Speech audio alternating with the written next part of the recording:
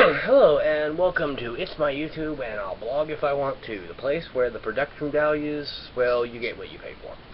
In any event, this is the latest update on a current build project.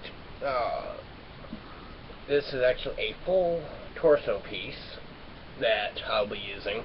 The chest plate I won't be using because, I mean, it's decent design. It's actually the Mark 39 Heartbreaker Iron Man variant, but it's just because this is actually poster board that, and then you can see where I've had to actually put together in sections because the original pattern was actually based on a foam build, which is like an EVA foam. It's a very thin foam. You can also get it in like anti-stress floor mats and things like that.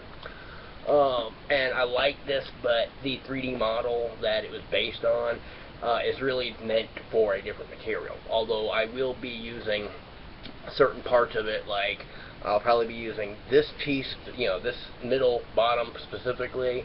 I may end up using some of the side pieces and things like that. It depends on how the other chest plate actually ends up, filling in on this.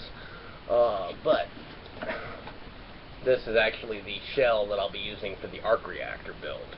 I'll be printing. I already got the pattern printed out. I have to actually get it cut and assembled. But it's actually designed to, once it's in place in the armor, I'll be able to just pull out the entire arc reactor piece while that will still be in there. And it's just basically just a quick way for me to be able to get out, change batteries, and and go from there. And this is actually well, in the build community, we call it a botanium. It's various pieces that you find of different stuff. Like this is actually all a reason for me to adjust my webcam once in a while. This is actually pieces from old defunct hard drives, and a couple of old old, I think it was IDE connector DVD drives, or I think CD-ROM drives actually. But it's actually just held together with friction and magnets. Is that piece actually magnetic? Okay, no, it was just stuck on there.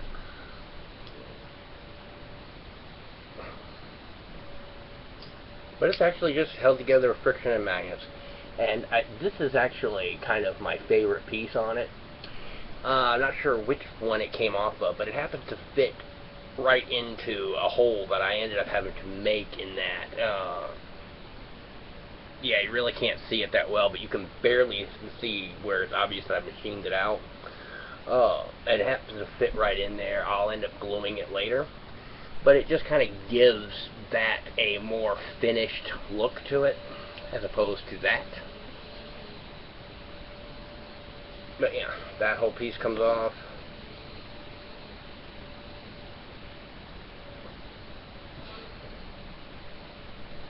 And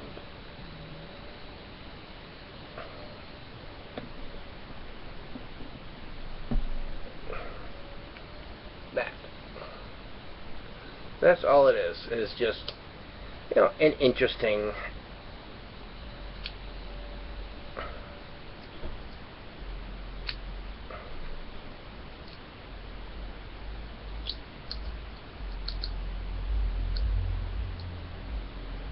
and then this actually, well, just so you kind of get the hang of it, this actually is intended to sit in there, but kind of get the general idea of when you pull out the arc reactor, that will be on the back end of it. And that's just like some of the ideas of things that I'm integrating into the costume. The costume itself is basically a means to an end. By the way, that torso piece that everything is based, going to be attached to, is actually a simplified Mark IV chest torso piece. I actually didn't do a lot of the back detailing and everything because I'm going to be putting a back plate on it. Actually, I'm going to be doing, I can't remember which version it is, but it's actually a custom job that somebody did. It's actually combining the Hulkbuster and another suit to make it a more man-sized Hulkbuster. But I like that backplate better. And then I'm actually going to be taking a modified backplate from the Gypsy Danger from Pacific Rim, and I've modified to look more like a jetpack add-on. The costuming is actually more of a means to an end, like I said. I am using it as part of a self-imposed and directed rehabilitation plan. You see, I'm a high-functioning autistic. Specifically, I have what's called pervasive developmental disorder, which means that I'm a high-functioning autistic that can actually make eye contact, or can generally make eye contact. And part of what I have going with the GoFundMe, that if you look in the description there, you'll find, you'll see a link to it, is I'm actually developing this way of using a person's interests to be able to teach them skills and things that they want to be able to do. For example, what I ultimately want to do is there are some very promising hybrid vehicle designs that is actually one of the things that made my wife fall in love with me. In fact, I have a Doctor Who text tone. But some of the things that I wanted to do, is there are hybrid vehicles that I'm interested in doing that have very promising designs.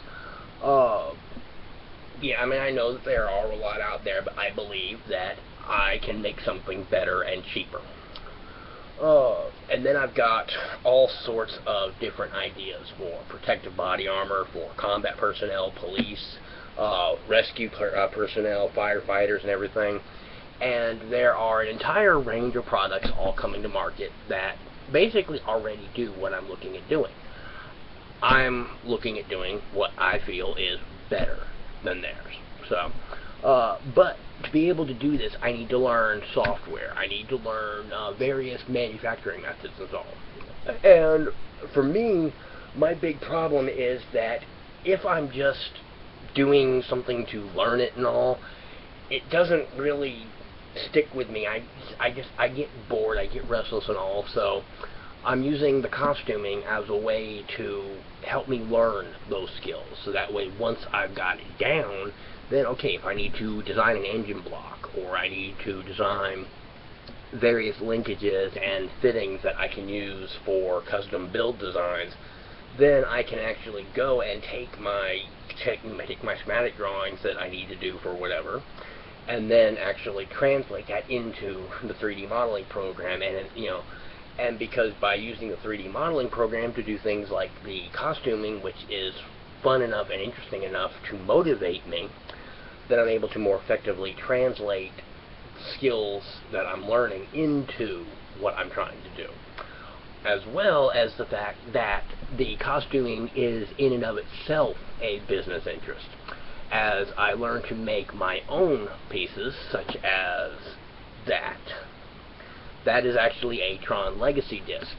That particular one is basically just a cardboard prototype, and you can't really see it, but let's see, well, I can see it because I know it, but that right there,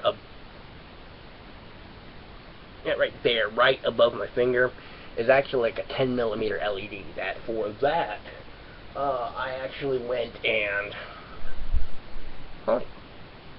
okay, I'm looking at something else on it.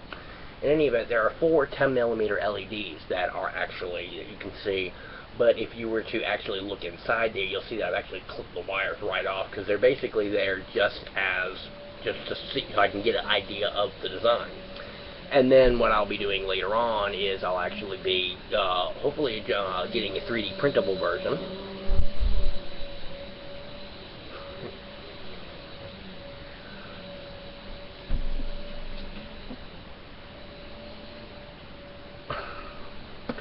Anyway, I don't know if you could hear that, but my wife was vacuuming the hallway out behind. This is basically my office, and this is going to, actually, I need to bring that down and put it in the trash. I've got a brand new lawnmower.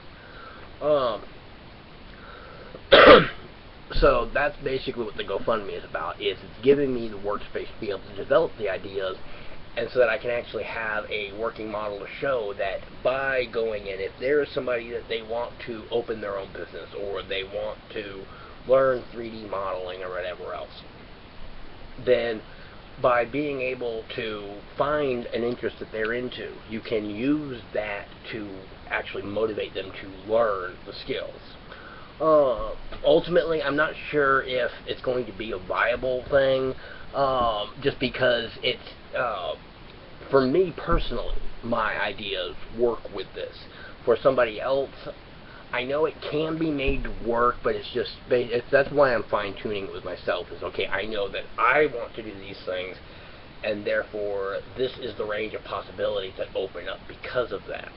For somebody else, then they might have to go about it a little bit differently. Like if somebody's interest is cooking and they want to get into graphic arts, so it's one of those things that it is a viable thing, but I also have a secondary project that I need to update my GoFundMe about, that basically is I will actually be using the costuming and the other stuff to teach my son, who right now is just turned a year old.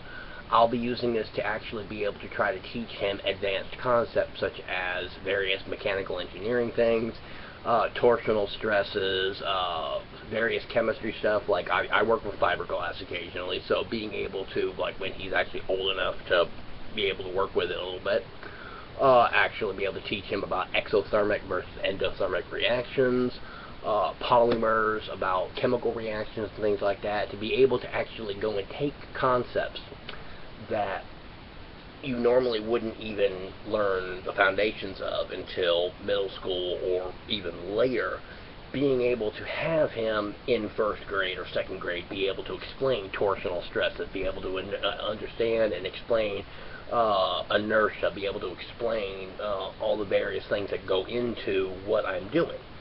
And because he's likely to be a geek just like me, that being able to actually be able to explain to him how it is that, okay, if you want to be able to do something, then how do you go about accomplishing that? And so trying to basically get back to the basics of how education used to be when I was a kid, where they actually taught you how to think, how to use your mind, as opposed to today with Common Core, going and memorizing for a standardized test. So, in any event, this, for example, is a back plate, or part of it. Actually be going right here, and then I've actually got to sort through this. This is like 14 or 16 sheets, and basically that is what becomes, all the various pieces that I've done before. That was actually a PDF file. But in any event, I'm sorry this is not as coherent as I wanted it to be. I ended up changing trains of thought right in the middle, but I actually had a direction I wanted to go with this, but then I realized that I have to lay certain foundation work first. In any event, over the course of this particular blog, I'm going to be going into a lot of things about myself, like, for example, why it is I have no teeth, which is the result of a lot of very fun times in my life, but that I'm now paying the price for.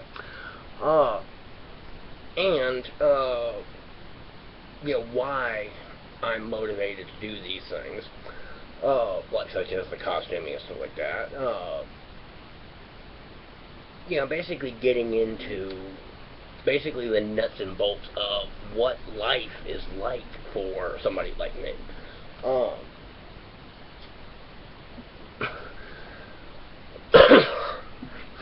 But I'm going to actually get back to working on this. I will be doing a build video on some of this stuff at some point. I mostly really haven't gotten around to really recording the process for this, which, it is, people sit there, I actually have a helmet out in the living room that I have to get around to bringing in here at some point, but it's actually like an Iron Man Predator hybrid. I showed that off at Dragon Con last year, which, by the way, that particular blue card I've been waiting for. It finally came in, and like, oh yes, now it's like Dragon Con just really became real for me again this year. But that's what I'm going for this time, is instead of my usual, hey, I'm going to just go party and get drunk, I'm also going to be doing my promotion, talking about like my YouTube videos that I'm now finally doing, as well as the costuming of prop replicas and how they are really an adjunct into the higher level projects that I'll also be discussing. But I have a Iron Man Predator helmet that I had done. It took me about 18 hours to get it to the point that it is now. And then I torture tested it for the entire weekend at Dragon Con, and I was barely able to really do any substantial damage to it. I ended up cracking it like right around the nose and splitting it open at the cheekbone part of it. But other than that, it's like I ended up like chipping off like some of the resin up here, and that's just because I didn't do the inside at all and give it that nice harder, support shell. And I also didn't do the fiberglass cloth. So basically, I would have just cracked the resin as opposed to chipping off a chunk of it. But people sitting there, when they look at things like this and things like the helmet, they're like, oh my god, that's amazing. And people don't realize how tedious this is. I mean, it's several hours of, first you have to go and you have to find or create the 3D model. Then I use a program called Pepakura Designer, which takes a 3D model and unfolds it into a pattern that you can cut out, fold it, glue it, and everything. Put the hardener and some people put body filler in certain areas to kind of like give it that smooth, rounded, or like whatever shell to it. Which I haven't decided what I'm going to be doing specifically. But it's like, I don't know if you can see, but there's like all these numbers all over this thing that you basically, once you cut it out, you sit there and you find, like the different numbers, like you match up number 5 to tab number 5, and it's a bunch of tedious folding and gluing and matching and doing this and so on and so forth. I end up having to section off my builds to be able to do stuff like the way I have with this. There's a piece that goes along this, that this allows me to, once I work on attaching those, then I run the glue. I learned after my first couple of builds to not just pick a piece and then just build from there, because sometimes you end up in things that just, it's really hard to attach. So by doing it in the sections, then I can, once I get them joined, put a little bit of masking tape or cloth tape as I need to and all. So I'll be going into some build videos on these later on and everything. I'm going to mostly just concentrate on getting this one built, but I will be doing some updates. In any event, if you check out my GoFundMe, if you look at the comments, you'll see how I've laid out at least the basics of everything, and then in the comments I've actually talked about like some of the projects that I want to do, like being able to take a helmet and create my own head-mounted display. I found a great open source software. I can't remember what the name of it is. I will end up either adding it to the description or I'll talk about it in another video. But it is like in a completely open source software that will actually allow me to pretty much plug and play all the different stuff that I want to do. But by being able to actually build my own heads-up display and put that into a helmet, so that way I just have a really awesome costume, because then I can not only fully close the eyes off and see through the display using a camera mounted in like the chest plate, possibly smaller cameras hidden or on the helmet or something like that, so that way I can see what's around me and not have to worry about bumping into things. Then I go and take that product, and now I add various software modules or whatever I need to be able to make that into a usable device for firefighters or for police or for anyone really.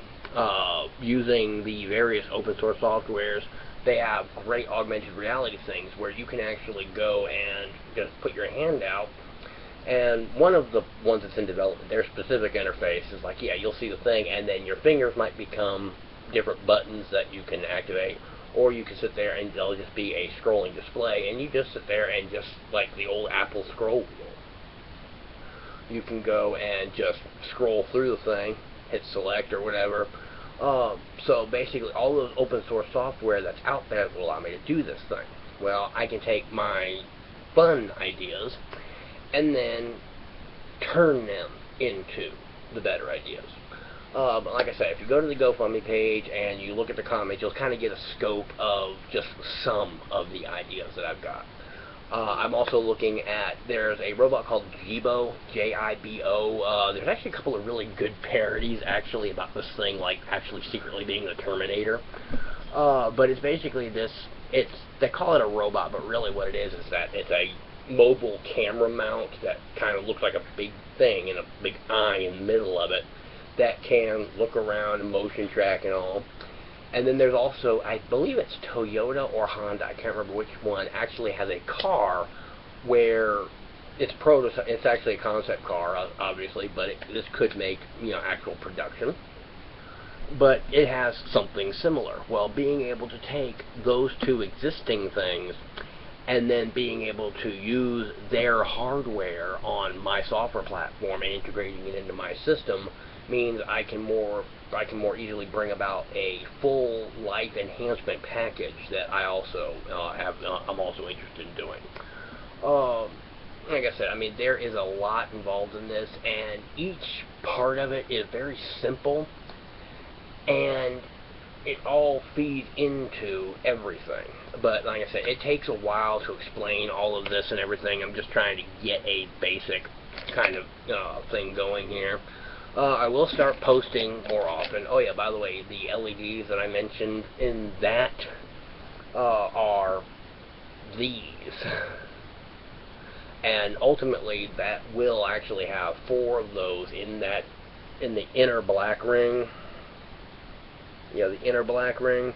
There will be 4 of those. That C ring in the middle there will actually light up, and then the blade will actually light up. Ultimately, I actually want to do it where, using microcontroller, it actually makes the lights, just like you see in the movie, how the blade actually forms. But like I said, that's pretty much just various things that I want to do. Anyway, thank you for watching and have a nice day. Like I said, I'll start uploading a little bit more often, and you'll actually see the progress of my various things. My next video is actually likely to be some reviews of a couple of game emulators that I found and a few other things, because ultimately I will have other projects going.